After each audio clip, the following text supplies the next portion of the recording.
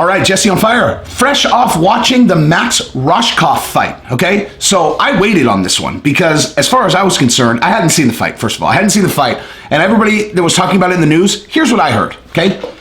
Guy in the middle of the second and third round decides he doesn't want to go in. Coach tries to talk him into continuing. He says, no, I want to quit, and then does not fight.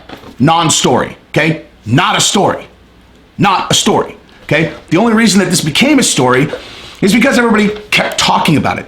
And so I finally was like, you know what? Let me just at least look at this thing and see what everybody's talking about, which I did. And then I did minuscule background research, and suddenly I have a different take than everyone. Shocker. Okay? So here is Jesse on Fire's take. Max Rohskopf was in his 6th professional fight. He had never, ever gone out of the first round except for once where he got a second round submission. Every single other professional fight, he had finished the guy in the first round. So one other time he had gone to the second and he had finished the guy in second, okay? So he takes the fight on 5 days notice, number one. Keep in mind, we're talking about coronavirus 5 days notice, okay? We're not talking about like regular life 5 days notice where everybody can train in a gym, okay? Everything's closed. So the guy's literally on 5 days notice, right? Like for real, I'm sitting on the couch, I'm in lockdown, 5 days notice, you know, whatever.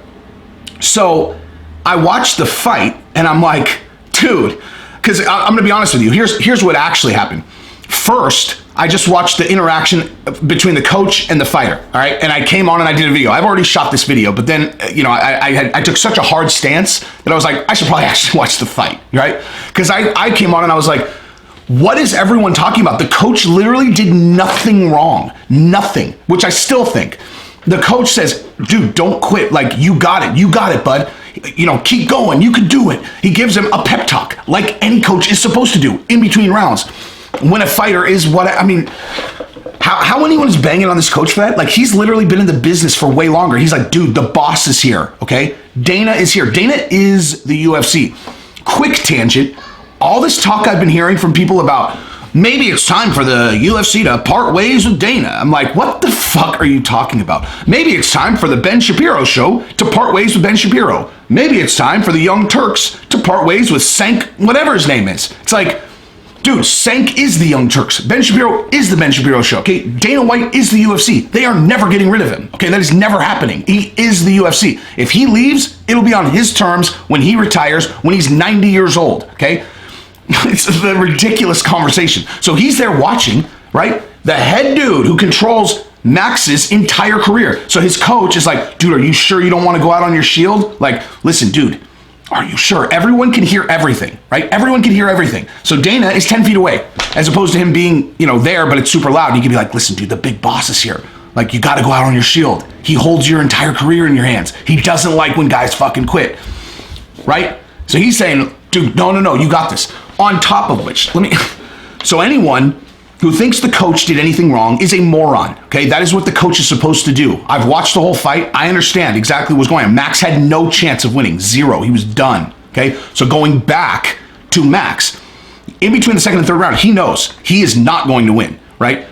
Regardless of whether it was 1-1, you know, a 10-9, then a 10-8, he knows he can't win, okay? He can barely hold his arms up. He's coming off 5 days notice where he's not even training, like at all. Coronavirus 5 days notice, right?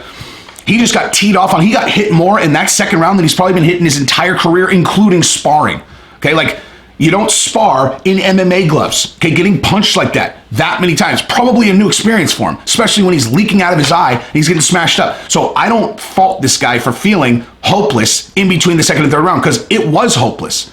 He was gonna go out there, he was gonna get his body beat up, he was gonna get his face smashed, and he was gonna lose. It was just a matter of how much punishment am I gonna take? Or should I just acknowledge, like, I'm not gonna win this fight and just bounce, okay? Now, that's a subjective choice. I'm not going to second guess his choice because that's him, okay? I'm not the one that's going to go in and take the shots. So anybody who has an opinion on whether he should or shouldn't have gone out on his shield, you're a moron, okay? You're a moron. If you have an opinion, yes or no, you're a moron, okay? Plain and simple, okay? You're not the one who's going to go out there and let a professional fighter punch you in the face and the gut over and over and over until you fucking collapse. So if you're not the one taking the shots, you don't get to weigh in on whether or not it's a good decision. So shut the fuck up about it, okay?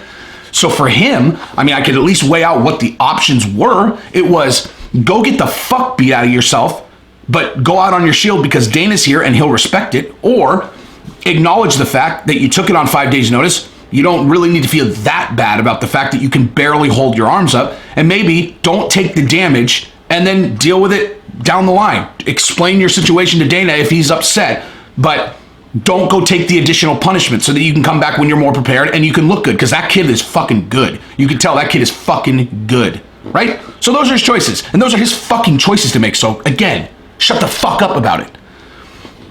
Coach did nothing wrong. Absolutely nothing. He did exactly what a coach should do. Exactly what a coach should do. Did you hear him say, no, dude, listen, you need to get in there? He didn't even hard talk him. He just softly tried to pump him up. That's it.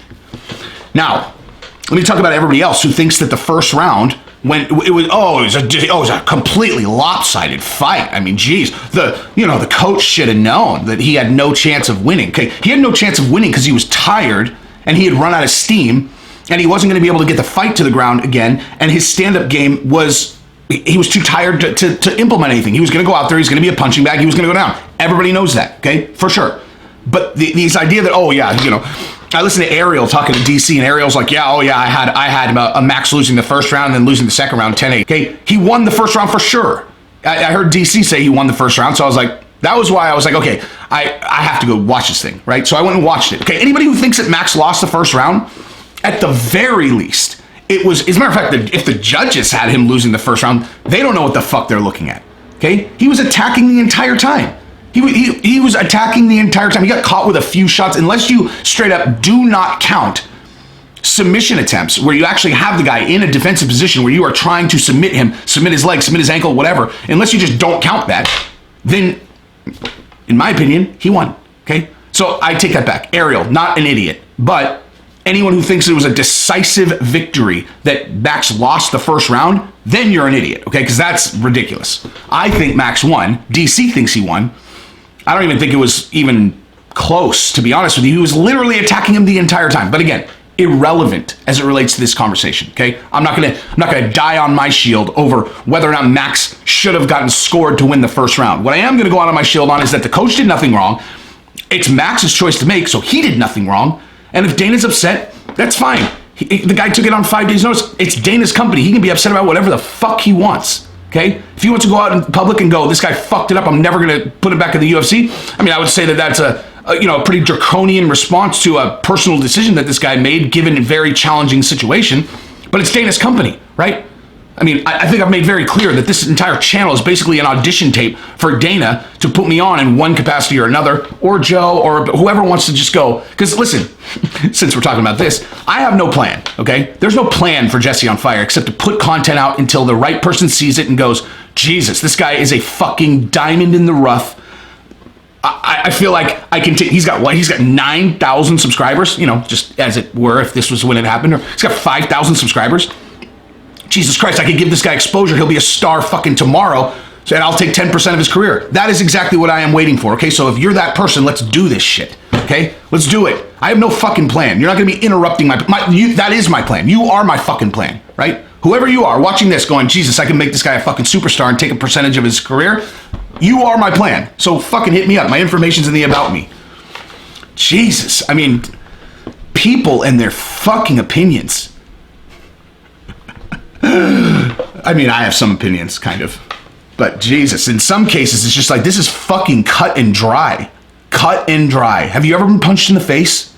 Okay, if you've never been punched in the face, especially with an MMA glove or a bare fist, if you've never been punched in the face, or even worse, the body when you're tired, stop weighing in on what somebody should or shouldn't do, okay? Oh, the guy quit, Jesus. Oh, man, he quit. Here, I'll tell you what. Come over to my house, okay? I hit maybe a little harder, or maybe, I don't remember. What weight class are they? Pretty fucking square up with Hubbard. Let me punch you unencumbered in your body 7 to 8 times, then punch you in the face 6 to 7 times, and we'll record it. And then, we'll let you decide if you want to come out and then do that again until, well, I mean, fuck, you'll be unconscious. I mean, let's be honest. This is an awful metaphor. I don't even know what the fuck I'm talking about, okay? This is an idiotic example. I'm sorry I brought it up. But either way, the point is, you don't get to question his decision, okay? Oh, man. Sorry, when I get fired up, I have to inject myself into things, okay? Someone can come punch me in the gut and be like, shut the fuck up, Jesse on Fire. You're talking too much. And I'd be like, I probably am. That's what I got. Subscribe to the channel, and if you're that person, hit me up, dude. You are the person I am waiting to talk to, okay? I mean, seriously, I have no plan. All right, that's what I got. Oh, actually, Boston Barstool Sports, you guys especially, let's talk, all right?